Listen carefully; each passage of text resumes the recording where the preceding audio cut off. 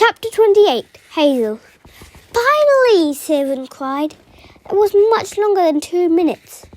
Sorry, Jason said. It was a big decision. Which foot?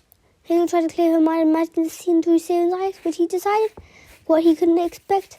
That was the key to use and miss. He couldn't force someone to see the world her way. She couldn't make Siren's reality appear less believable. But if she showed him what he wanted to see, well, he was a child of Pluto. She spent decades with the dead, listened to them yearn for past lives that were only half remembered, disordered by her nostalgia. The dead saw what they believed they would see. So did the living. Pluto was the god of the underworld, the god of wealth. Maybe those two spheres of influence were more connected than Hazel had realized. There was much difference between longing and greed. If you could summon gold and diamonds, why not summon another kind of treasure? A vision of the world people wanted to see. Of course, she could be wrong, in which case she and Jason were about to be turtle food. She rested her hand on her jacket pocket, where Frank's magical firewood seemed heavier than usual. She wasn't just carrying his lifeline now, she was carrying the lives of the entire crew. Jason stepped forward, his arms open in surrender. I'll go first, Siren. I'll wash your left foot. Excellent choice. Siren wriggled his hair corpse-like toes. When I've stepped on something with that foot, it felt like a little squishy inside my boot, but I'm sure you'll clean it properly. Jason's ears reddened from the tension in his neck. Hazel could tell that he was tempted to drop the carade and attack. One quick slash with imperial gold blade, but Hazel knew if he tried he would fail. Siren, she broke in, do you have water soap? How are you supposed to wash? Like this. Siren spun his left flintlock, suddenly became a squirt bottle with a rag. He tossed it to Jason. Jason squinted at the label. You want me to wash your feet with a glass cleaner? Of course not, Siren knitted. Siren knitted his eyebrows. It said multi-surface cleaners. My feet definitely qualified as multi-surface. Besides, it's antibacterial. I need that. Believe me not, water won't do the trick on these babies. Siren wiggled his toes. A more zombie cafe order wafted across the cliffs. Jason gagged. Oh, God, no. Siren shrugged. You can always choose what's in my other hand. Yeah, he hefted his right flintlock. He'll do it, Hazel said.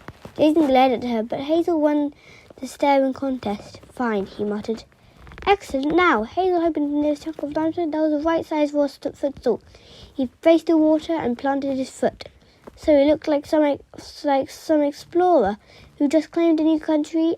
I'll watch the horizon while you scrub my bunions. It'll be much more enjoyable. Yeah, Jason said. I bet. Jason knelt in front of the bandit at the edge of the cliff where he was an easy target.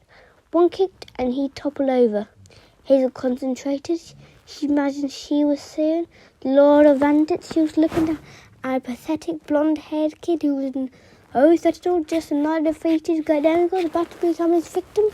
In her mind, she saw what happened. She summoned the mist, calling it from the depths of the earth, the way she did gold or silver with rubies. Jason squirted the cleaning fluid. His eyes watered. He wiped Siren the big toe with his rag and turned aside to gag. Hazel could barely watch when the kick happened. She almost missed it. Siren slammed his foot into Jason's chest. Jason tumbled backwards over the edge, his arm flailing, screaming as he fell. When he was about to hit the water, the turtle rose up and swallowed him in one bite, then sank below the earth's surface. Alarm bells sounded on the Argo too. Hazel's friends scrambled on deck, manning the catapults. Hazel heard Piper wailing from the ship. It was so disturbing that Hazel almost lost her focus. She forced her mind to split into 2 parts. One intensely focus on her task, on playing the role Siren needed to see. She screamed out rage. What did you do? Oh dear, Siren sounded sad, but Hazel got the impression he was hiding a grin under his bandana. That wasn't an accident, I assure you. My friends will kill you now. They could try, Saren said, but in the meantime, I think you have to wash my other foot. Believe me, dear, my turtle is full now. He doesn't want you to. You'll be quite safe unless you refuse. He led the flintlock pistol at her head. He hesitated, letting him see her anguish. She couldn't agree too easily, or he wouldn't think she was beaten. Don't kick me, she said, half sobbing. Her eyes twinkled. This was exactly what he expected. She was broken and helpless. Saren, the son of Poseidon, had won again. Hazel could hardly believe this guy had the same father as Percy Jackson. Then she remembered that Poseidon had a changeable personality. Like to see maybe his children reflected that. Percy was a child of Poseidon's better nature, powerful, but gentle and helpful, the kind of sea that sped ships safely to distant lands. Saren was a child of Poseidon, other side, the kind of sea that battered relentlessly as the coastline until it crumbled away, or carried the innocents from the shore and let them drown, or smashed ships and killed entire crews without mercy. She snatched up the spray bottle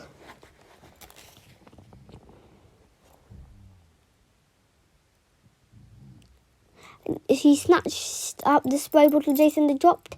Saren, she growled, your feet are the least disgusting thing about you. His green eyes ardent. Just clean. Just clean.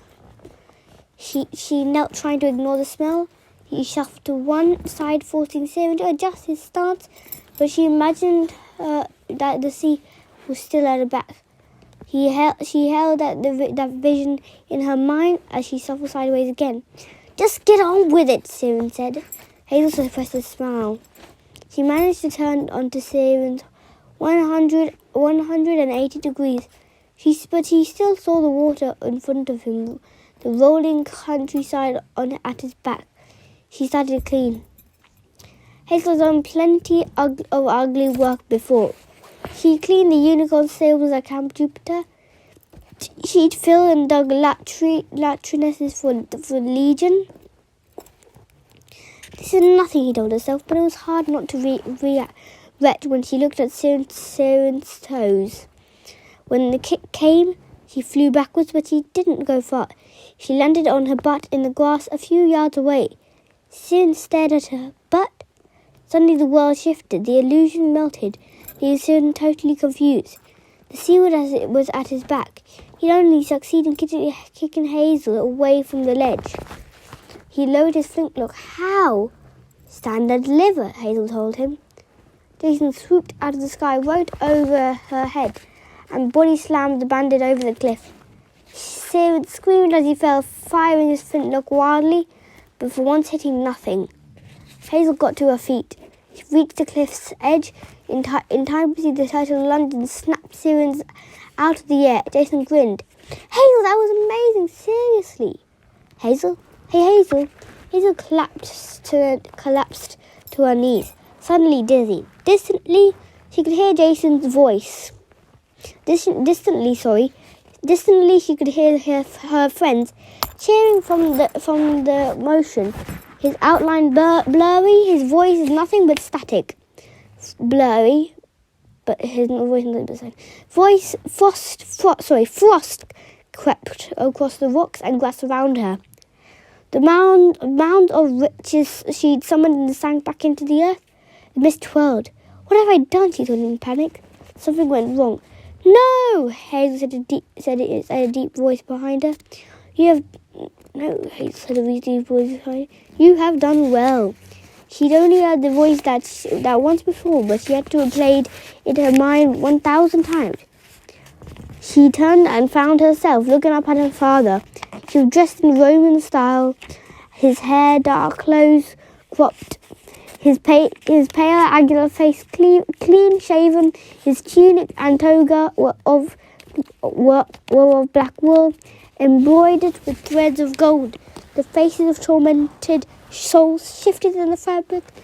The edge of his toga was lined with the crimson of a centaur or a praetor, but the stripe rippled like a river of blood. On Pluto's ring finger was a massive opal like a chunk of polished frozen mist. His wedding ring, Hazel thought, but Pluto had never married Hazel's mother. Gods did not marry mortals. That ring would signify his marriage to Persephone.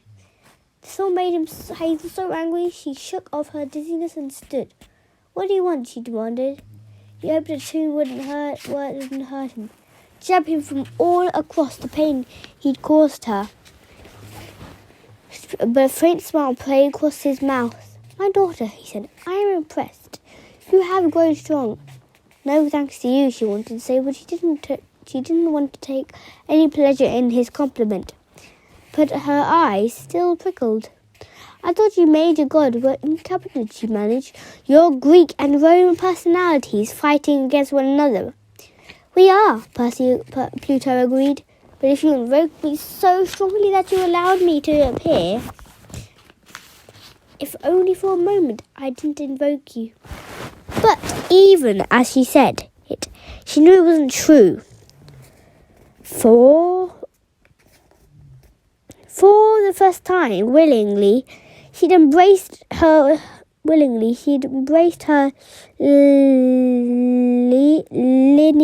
lineage as a child of Pluto. She tried to understand her father's powers and use them to the fullest. "When you come to my house in Epirus," Pluto said, you must be prepared. The dead will not welcome you."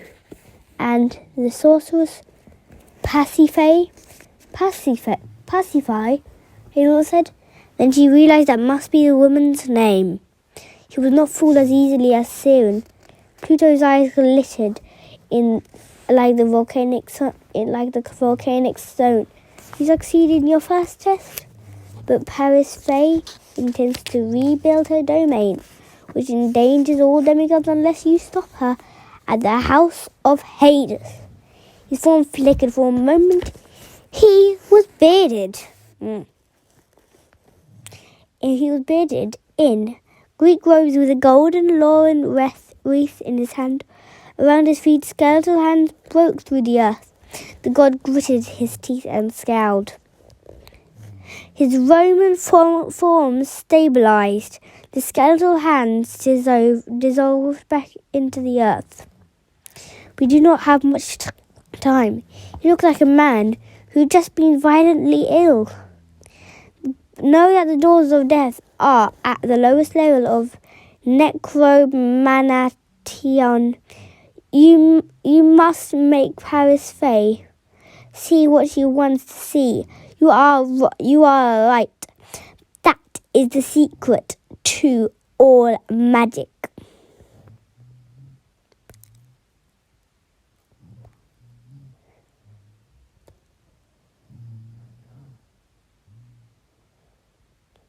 "But it will not be easy when you are in her maze." "What do you mean? What maze?" "You will understand," he promised, "and Hazel will rescue.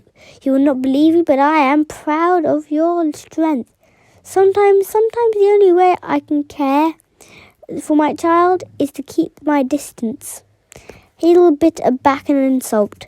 Pluto was just another deadbeat.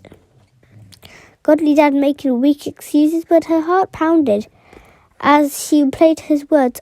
"I am proud of your strength." "Go to your friends," Pluto said. "They'll be worried. The journey to Epirus still holds many perils." "Wait," Hazel said. Pluto raised an eyebrow. "When I met Thanatos," he said, "you know, Death, he told me I wasn't on your list of rude spirits to capture. He said maybe that's why you were keeping your distance. If you acknowledge me, you have to take me back to the underworld." Pluto wailed. Pluto waited. "What is your question?" "You're here. Why don't you take me to the underworld? Return me to the dead?" Pluto's form started to fade. He smiled, but Hazel couldn't tell if he was sad or pleased. "Perhaps that is not what I want to see, Hazel. Perhaps I was never here."